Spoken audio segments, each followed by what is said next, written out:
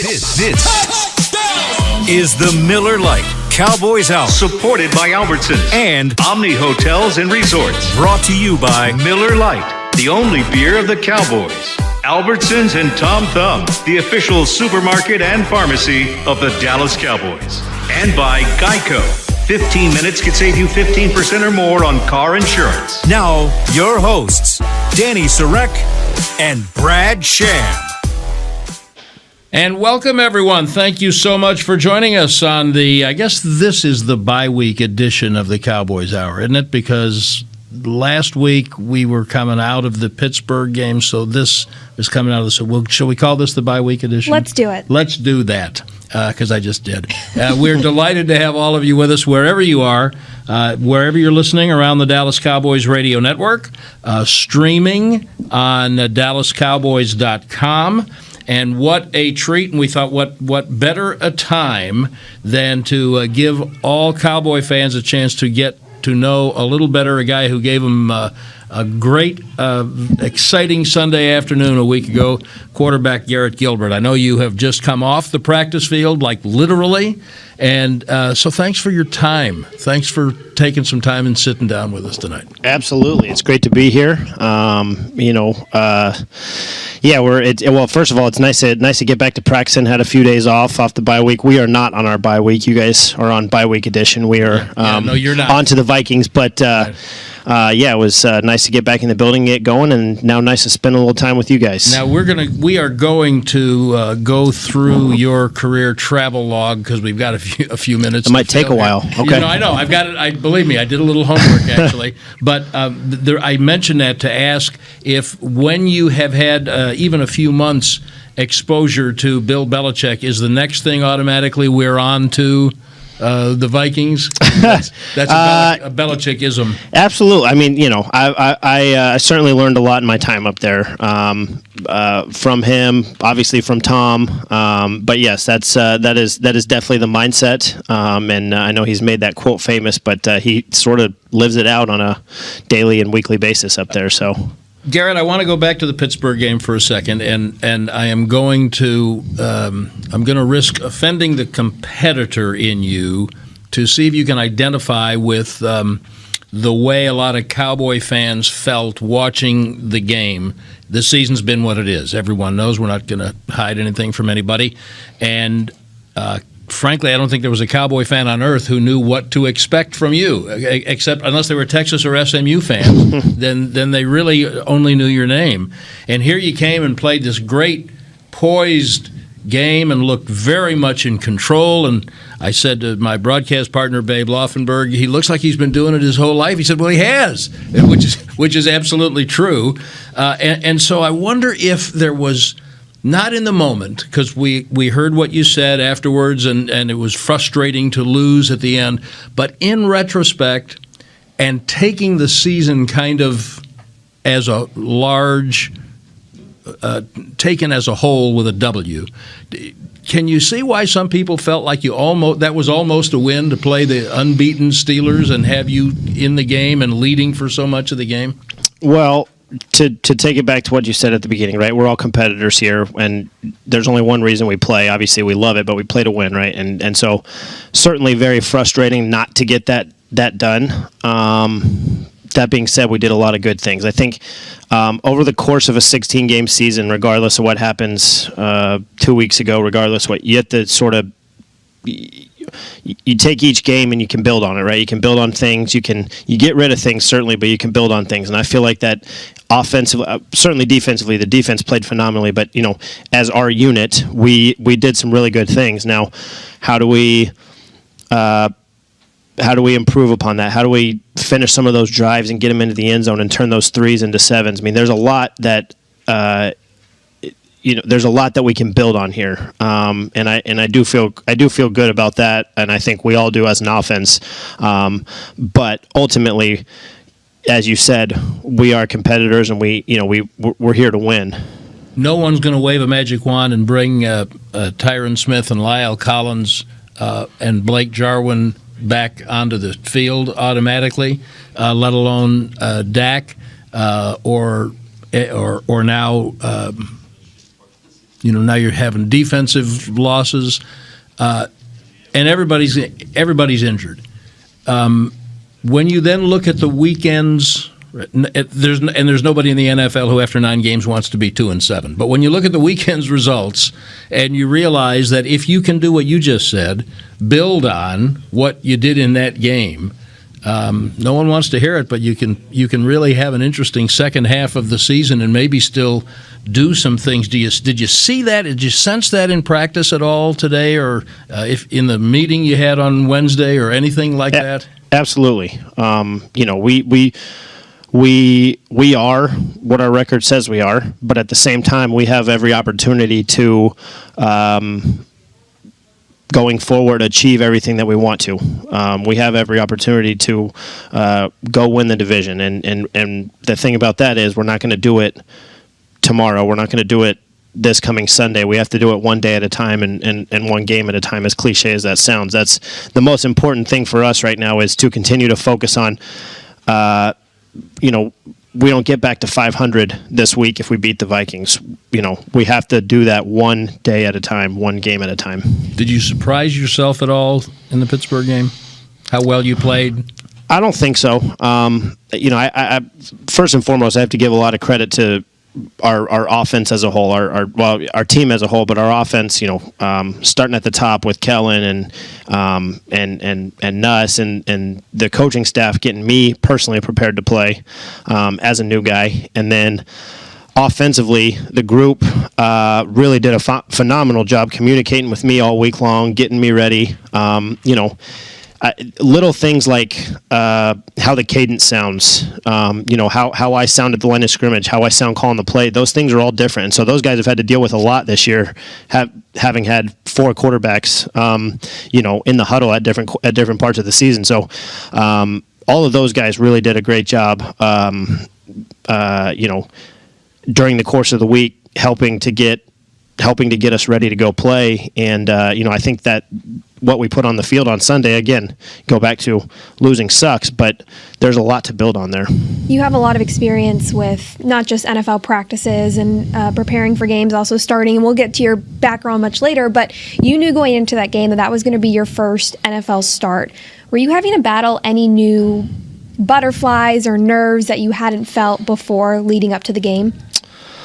There was nothing new, but there were certainly sort of familiar feelings from having it's been a while, but familiar feelings of those butterflies that you mentioned, of getting ready to play for a game. Like, I knew I was as prepared as I'd ever been to go play a football game, but I think you're always going to fight, or rather, feel those butterflies leading up to kickoff. So I don't want to say it was anything like unfamiliar, but at the same time, it had definitely been a while since I'd felt those things, and that was, fairly exciting.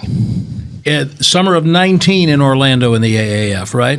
That was right. Yeah, that's correct. So playing for Steve Spurrier, for the old ball coach down in Orlando, and and were you not the leading passer in the league, such as it was? I was, yeah. Someone's got to be. You don't have to. No, that's true. No, I was, and we had some success throwing it around the yard down there in Orlando. So I asked about that because of the question that Danny just asked you. I wonder if you felt more. What that felt like, because it's not the NFL, but it's professional football, and it's another chance to be seen. But you really hadn't played very much in a while when you went to Orlando. Was that a little bit butterfly-inducing? Certainly. I think if you go back to last spring, going into the AAF and the first game there, it had been, if my math is right, 5.5 years since I'd started a game. That would have been back to SMU, right? Yeah. So, looking at a long time there, but in between starts, and obviously, there's definitely some at that point maybe some unfamiliar feelings. It's all you're getting ready to play football. It's all the same, but it had been much longer before my first Apollos game than going into this last week. Now, again, it's every kid's dream to not play in the AAF but go start a game for an NFL team. So there's a little bit different stage there for sure. You were asked. during the week leading up to the Pittsburgh game, I'm gonna try to remember exactly what you said about, did you think at any point in the journey from after SMU that you maybe had run out of chances? And you said, yeah, sure, once or twice that kind of crosses your mind. So maybe you can elaborate on that a little bit. And the follow-up I have for that is, do you feel differently about it now after the game against Pittsburgh? Well, I think so.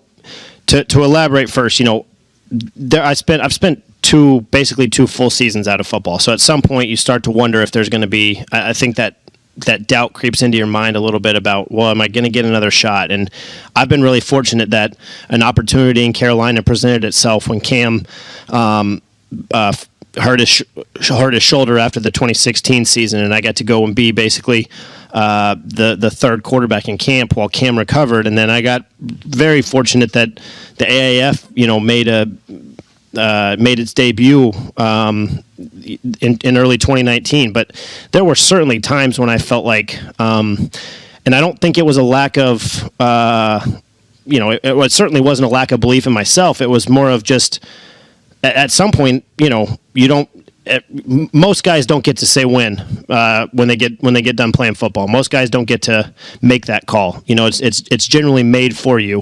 And so that was, there were definitely some times where I felt that. I mean, I was about to take a full-time job at SMU when the Panthers called. And so coaching, yes. I had spent the year before as sort of a volunteer quality control type. And then spring of 2017, I was about to take a full-time job when the Panthers called me up. So, absolutely, there were definitely some times when I didn't know if there was going to be another shot. And as for how that's maybe changed, I don't know if I've been able to really take time to reflect on that. I don't think my attitude's changed at all. It's for me, it's still about, and I think what's really served me well over the past few years as I've gotten these chances that I didn't know were maybe going to come was to try best I can, and obviously this is much easier said than done, but to try to just simply focus on every day when I get here to the facility, every day when I get out to practice, how can I improve myself and how can I be the best quarterback I can be for this team in whatever capacity that might be. And so I think that's really served me well, is just to try and focus on those two things. And so I think, at least for right now, that's what I'm going to continue to do. Do you journal? I don't really. Why do you ask? Because you got a hell of a book in you somewhere along the line. You just need to have notes ready to go back. It would be, believe me, there's a book in you, and you just need to go back and think about, okay, because I was looking at, and we got to take a break, I was just kind of making sure I had your travelogue in order. And Texas and SMU, that's like 2 or 3 chapters. And then, 14 with the Rams, you're drafted there, that's with Sam Bradford and Sean Hill and Austin, and we'll get into that in a minute. But when we then go through the list of coaches and people you've had the opportunity to learn from and the lessons you've learned, and I can see the movie. I can see who knows what the future holds, but maybe the next to the last scene is there you go at AT&T Stadium in front of 30,000 Steeler fans, for crying out loud. There were a lot of Steeler fans, right? Weren't there? And you're throwing around your act, and you just acting like you belong there, which I think is going to stand you in good stead. All right, we're going to take this break because someone else is going to get mad at me, and I don't have enough life left to have people mad at me. So delighted to have Garrett Gilbert and all of you with us on the Cowboys Hour. We are brought to you in part by Albertsons. When it comes time to shop for tailgate favorites, go to Albertsons and Tom Thumb. Get 10% off your groceries every Dallas Cowboys game day when you wear your Cowboys jersey. Albertsons and Tom Thumb, the official supermarket and pharmacy of the Dallas Cowboys. And by Lou Casey, the official bootmaker of the Dallas Cowboys cheerleaders. We're back with Garrett Gilbert on the Cowboys Hour after this.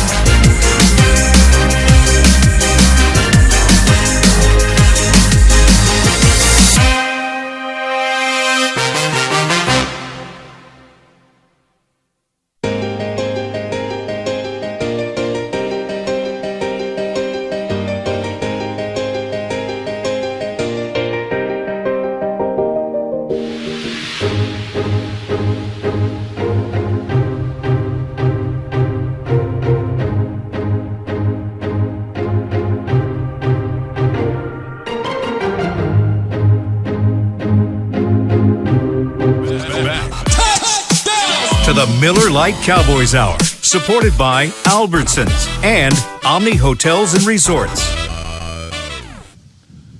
Welcome back to the Cowboys Hour. Brad Sham and Danny Sarek and our very special guest, Cowboys quarterback Garrett Gilbert, just off the practice field.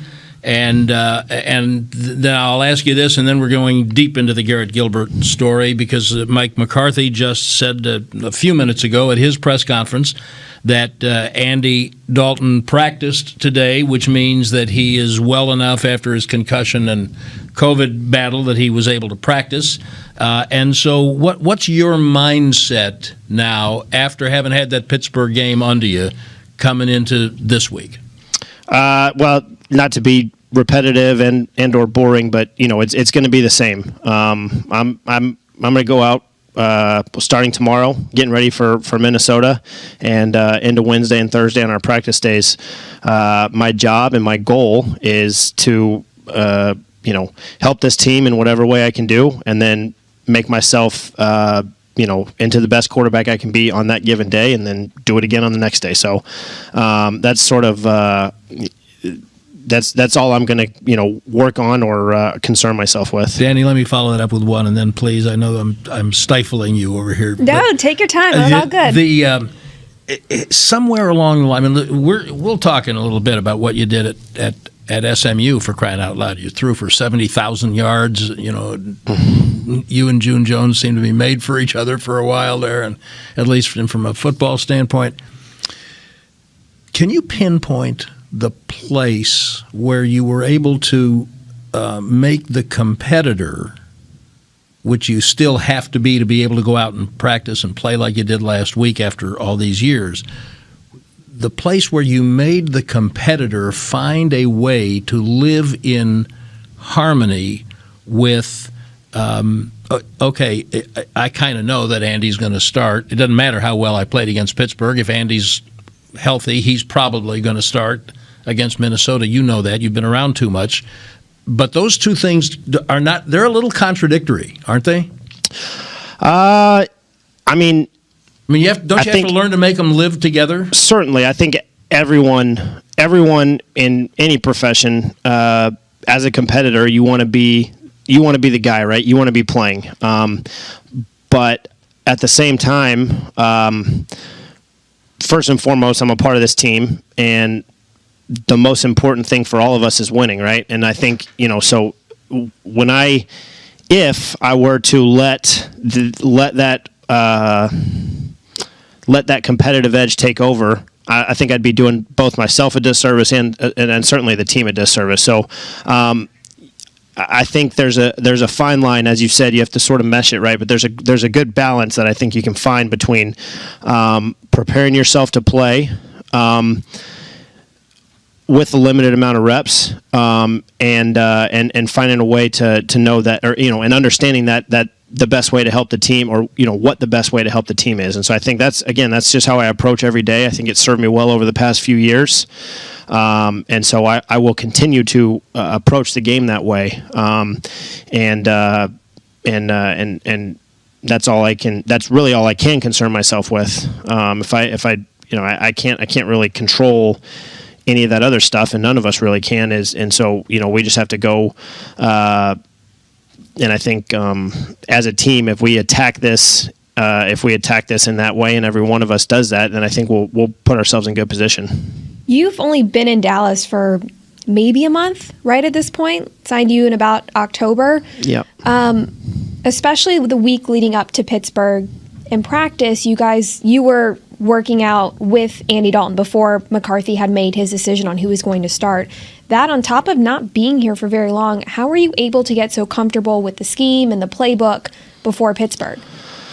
Well, one bonus to having been in, I don't know, you've got the numbers there, but I do. 9 different offenses over the past 6-7 years is, I mean, the only difference really, I mean, we've got some unique stuff here for sure, and every coach and every system has their little twist on things, but you've almost seen it all at this point. And so the biggest thing for me is word association. How can I relate what we call certain concepts here to what I've called them in the past? And then in my mind, that's, this concept, well, that was whatever, ABC in Carolina, or that was, whatever we called it in Cleveland. And so those types of things make the transition a little bit easier as I learn. And so, and then the other thing is this coaching staff, take it, past Kellen, past Nuss to Scott Tolzien and Seneca Wallace, the guys that I was sort of meeting virtually with my first week here when I wasn't even welcome in the building. Those guys did a phenomenal job. Well, don't say you weren't welcome now. It's not that you weren't welcome. COVID didn't welcome me into the building yet. That's correct. All COVID, yeah. I know when people get the wrong impression. No, that's true. Yeah, I was going through my my onboarding process, or whatever you want to call it. There we go. They did a phenomenal job getting me ready, getting me up to speed on certain things as I first got here. You ready to go back in time? Yeah, let's go back. Okay. You played high school football in Texas, and for anyone who's listening who's not from Texas, that is a big deal. High school football in Texas is incredible. It's almost indescribable of how intense it is in the stadiums and how good the players are. And you won 2 state championships, right? I did. What high school were you at? Lake Travis. Okay, down in Austin. What makes high school football so special, or how did it prepare you right for where you are today? I think it's hard to pinpoint what makes it so great. I want to say it certainly started with all the small towns in Texas, right? You've got all these small towns, especially. I'm reminded of Friday Night Lights out in Odessa. TV show or movie first, obviously, but then the TV show as well does a pretty good job painting the picture. Football is everything to a lot of these towns, and the kids, some of the kids in these towns grow up, for lack of a better words, they're celebrities in their town, and Friday nights the town actually does shut down in certain places, and everybody is at the game. Where I grew up, football was big, but that wasn't necessarily the case. It only sort of got to be the case as we got good towards the end of my high school career. And then for how it prepared me, I think the biggest thing for me would not be the playing specifically in Texas and how that prepared me, like the atmosphere of a Friday night. The biggest thing for me is the coaching that I had as a youngster was like really, I felt I was very well coached as a kid. I played for first Jeff Dykes, who's bounced around as a high school coach around the state, and then Chad Morris, who has gone on to be a head coach at two big time college football programs after being a very successful offensive coordinator. And so I think those guys did more to prepare me for what was next and what was to come than anything. And so I'm real thankful for that, to have been able to grow up here and get to play for guys like that. Where was Chad when you played for him? He at Lake Travis. At Lake Travis. Yes. Okay, good. And even before that, because your dad played at Cal, as you said, he was with the Bills, and who was the other team he was with? He was with the Seahawks, then the Bills, and the Chargers. How did you guys even get to Austin? Kind of out of the blue. My parents were looking to settle down after he got done playing, and a good friend of my dad's just recommended they check Austin out. And good advice. I think they came down on a trip and loved it.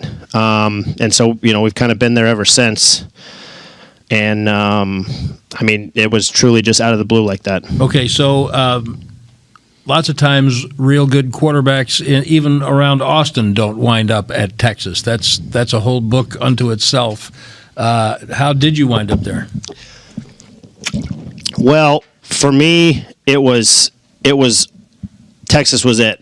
When I was growing up, again, as you said, my dad played at Cal, but I was too young to really care about football.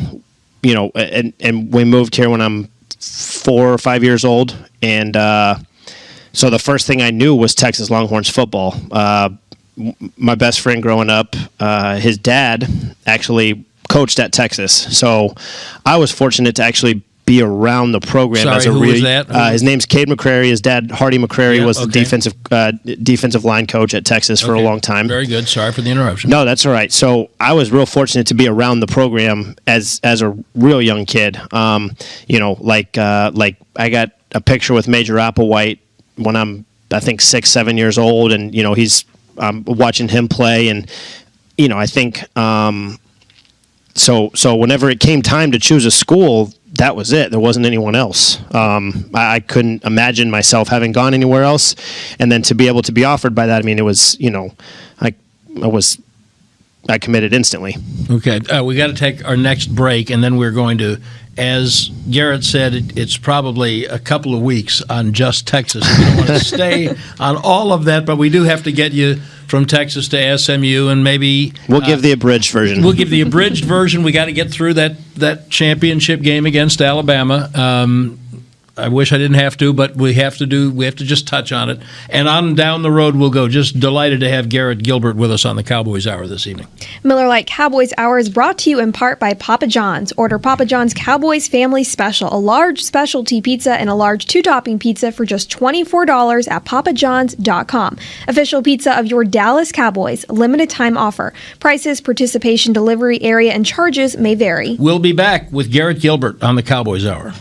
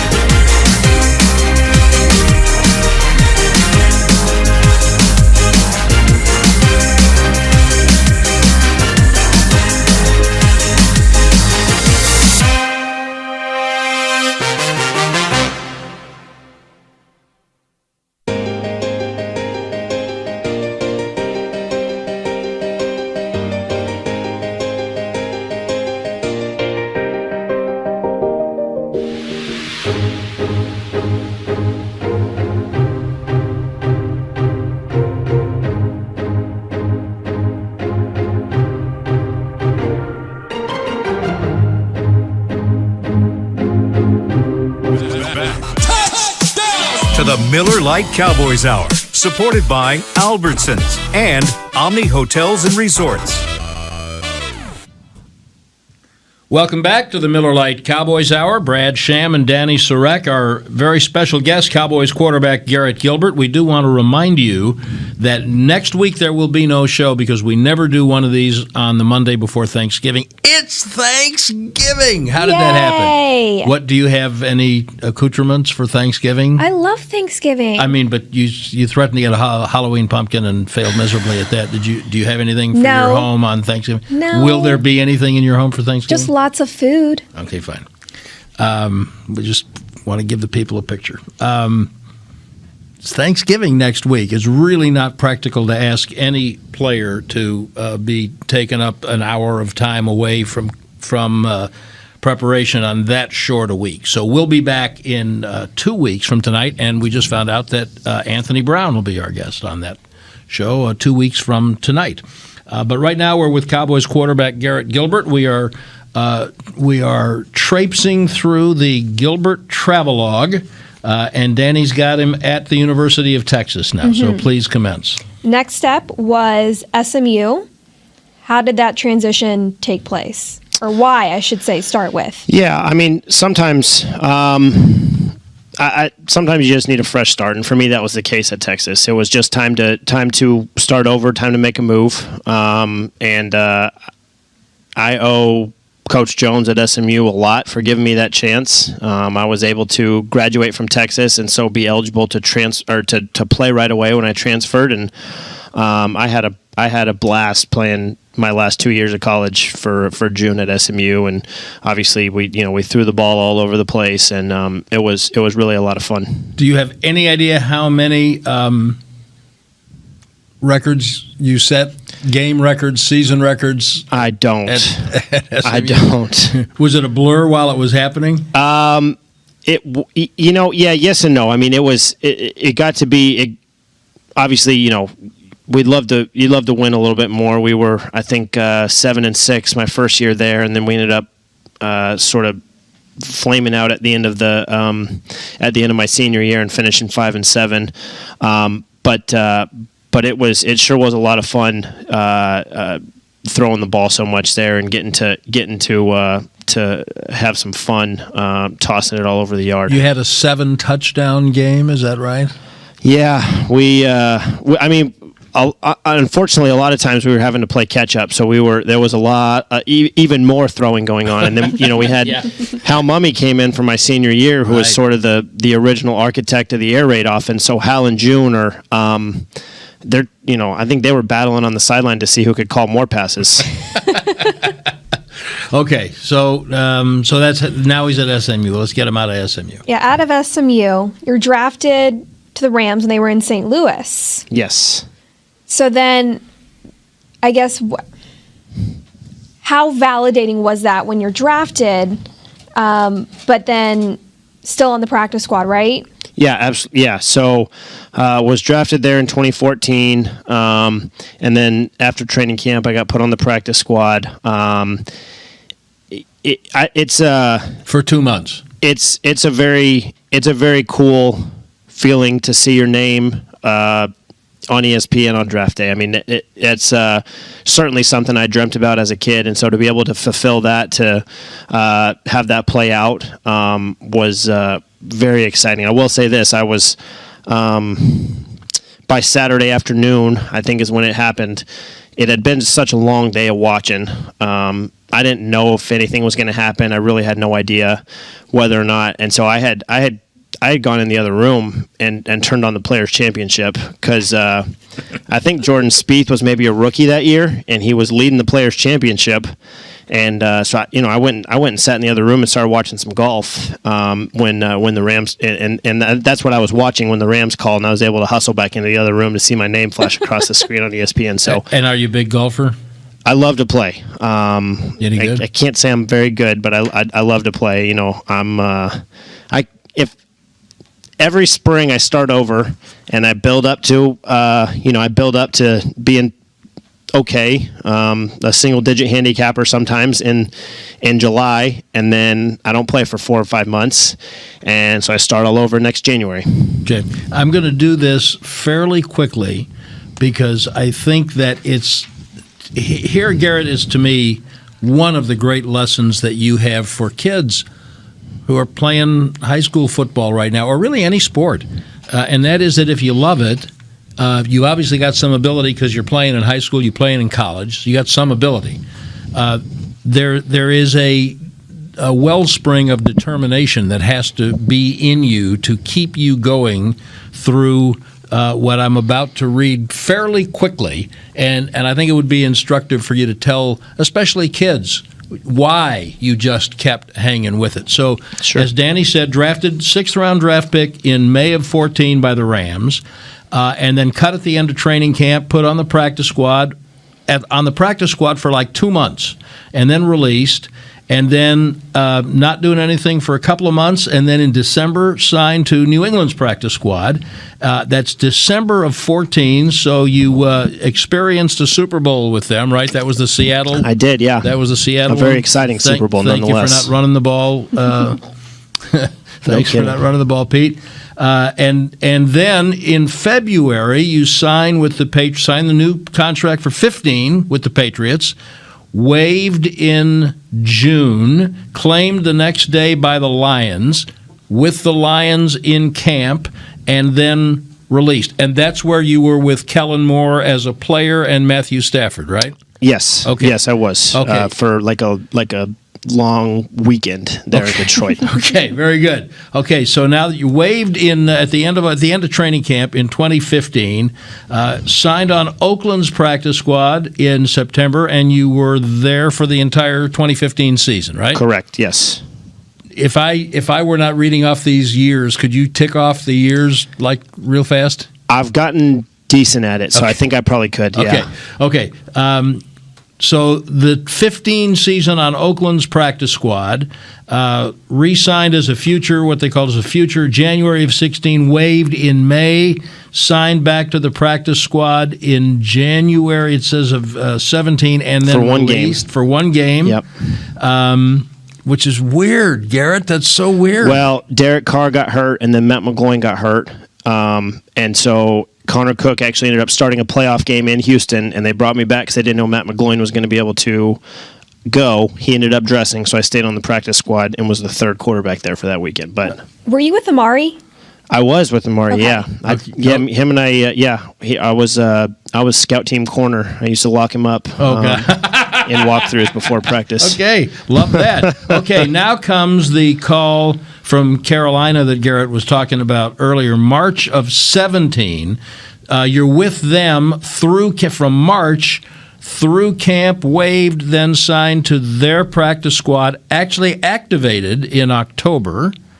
And then in 18, waived by Carolina, re-signed by them at the end of the year. So for most of 2018, you didn't play. For one game again there, at the end of 2018, Cam got hurt, and then Taylor Heineke got hurt in week 16, so I was the backup for the last game of the year in 18. Okay, April of 19, signed with Cleveland, and you're with them all of camp until right before camp, and then waived and signed to their practice squad. I actually made the team that one. So I was playing the AAF in early 2019. Oh, right. And then signed to Cleveland, and then 2019 we kept three quarterbacks. Okay. So I wasn't on the practice squad there until this year. Okay, right. Waived by Cleveland in September of 20. So when you made the team there in 19 after all of that, Rams, Patriots, Raiders, Panthers, now you make the team, do you think, oh, okay, things are looking up? Yeah. I mean, I'll actually never forget, we were sitting at brunch the day of the last preseason game with my parents, and Freddie Kitchens had told me the night before, it was the night before the last preseason game, that he was going to keep me on the team. And my wife and I had just found out we were having our first kid, so I told my parents both those things at brunch the next morning, and I'll never forget that. Very exciting.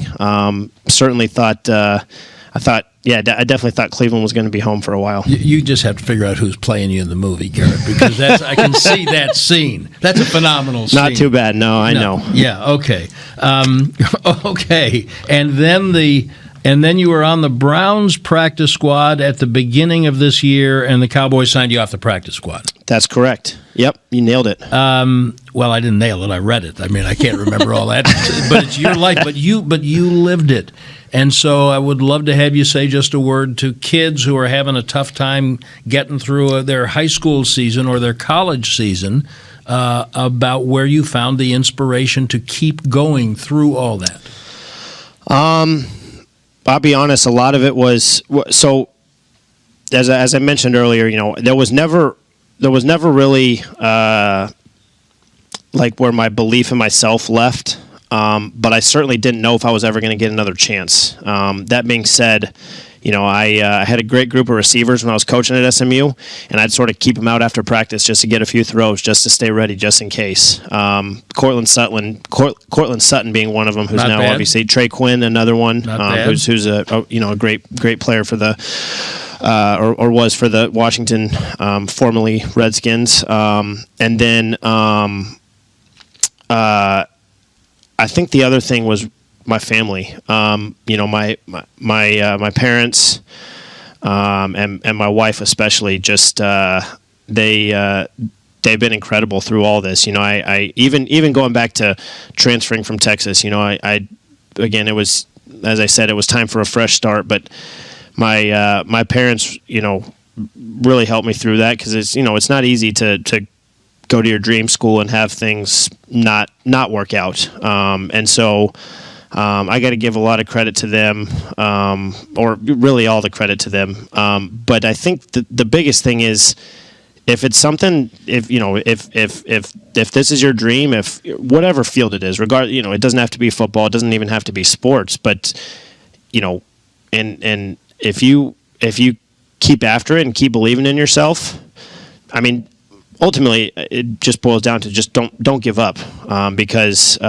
you never know when your break's going to happen. And I think I had been waiting for this opportunity to play last Sunday, and to be honest, as I said, I didn't know if it was ever going to come, because I have spent so much time out of football, but to have that finally come to fruition, it's pretty surreal.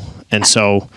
Go ahead. No, go finish. Sorry. No, I mean, it's, I think that's the biggest thing that I would say is well, two things really. I'm very fortunate to have my family, my wife and my parents, really, to sort of keep me positive during things. And then secondly is just never giving up, because the journey's never over. And now I have to ask Danny to persevere for the next question through one more break. No. I should not have cut you off. I'm so sorry. No, you did not. I was going to cut her off if you didn't, so thank you. I'll get you next segment. Yep, which is coming right up. We are write that one down, because I think it was going to be a good one. The Cowboys Hour with Garrett Gilbert. The Miller Lite Cowboys Hour is brought to you in part by Omni Hotels and Resorts. This fall, do more than just stay a part of the game, and stay a part of the Cowboys. Experience football season at Omni Frisco Hotel, the official hotel of the Dallas Cowboys, and enjoy all the dining and entertainment options the Star has to offer. Back with Garrett Gilbert on the Cowboys Hour right after this.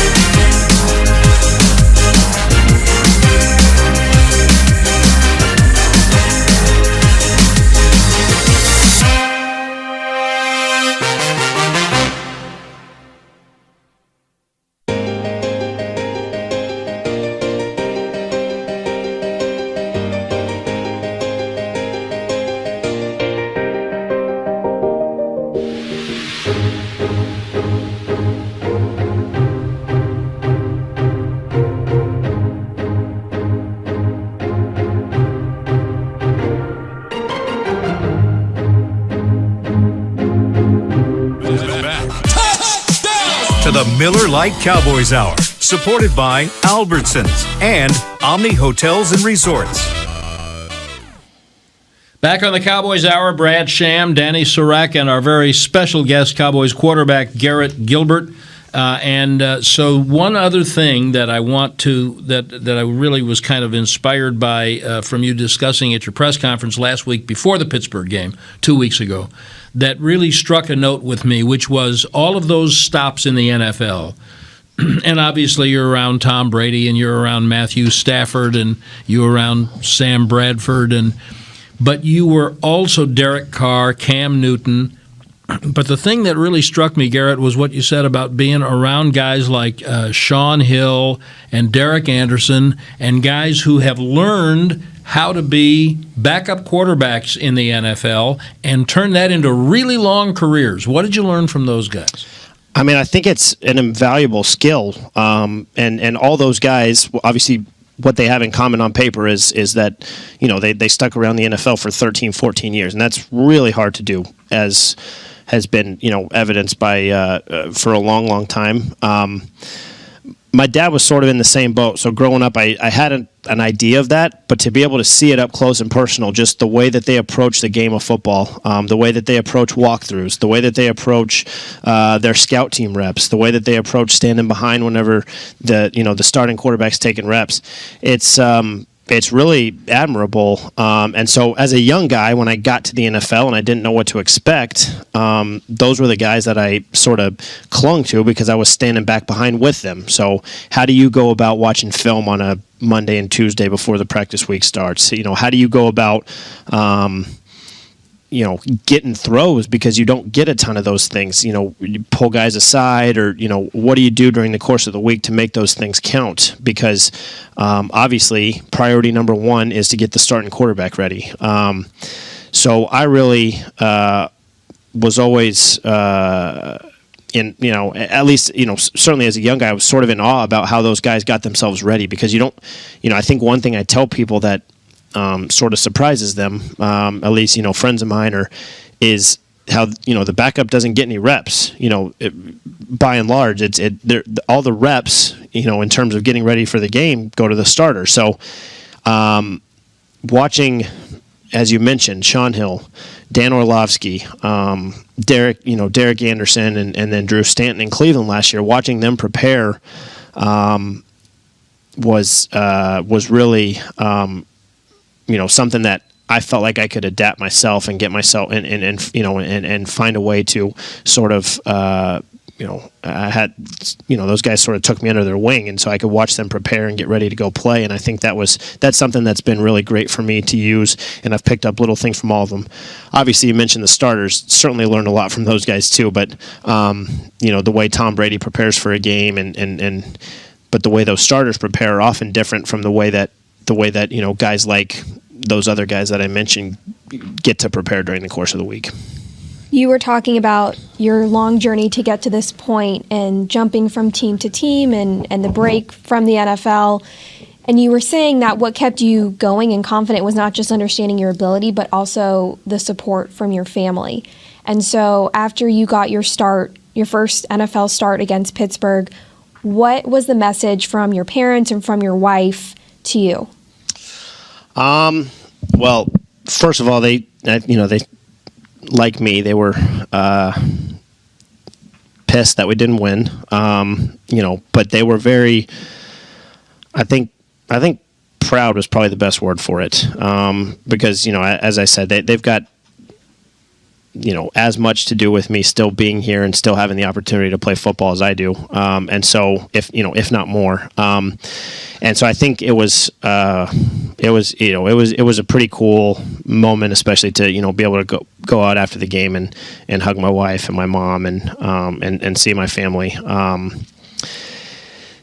think proud is probably just the best way to describe it. So here's a personal question that is absolutely none of our business, but do you, with all, so 6 years, but not 6 years in the NFL from the spring of 2014. Do you have enough service time to be vested yet?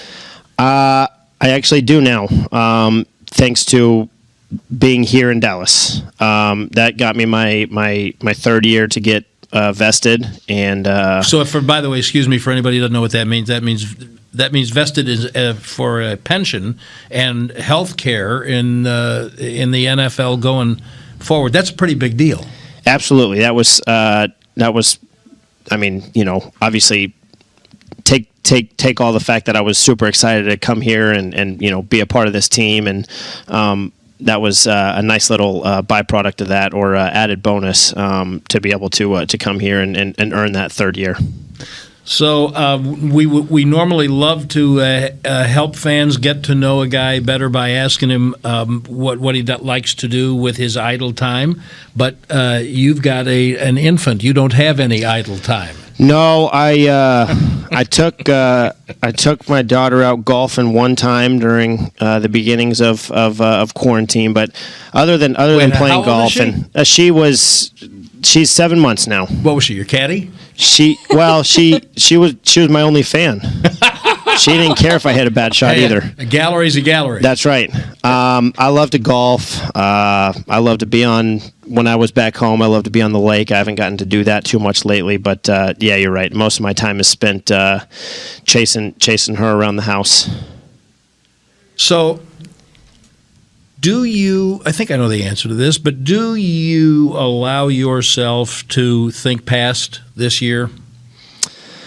Not right now. I mean, there are times when my mind will wander a little bit and wonder what's next, but right now, again, to repeat myself once again, every day is for me. I think, and I really do truly believe this. I think my future will be best served if I continually focus on improving myself every day here. And so the way I take care of my future is by putting my best product on the field every single day at practice. And so if I say to you, I'll tell you what you did 2 weeks ago, is that you cemented the belief in everyone's mind that you're at the very least, you're a backup quarterback in the NFL. You're going to have a double-digit year career. If I say that to you, do you say, don't go away, don't talk to me right now?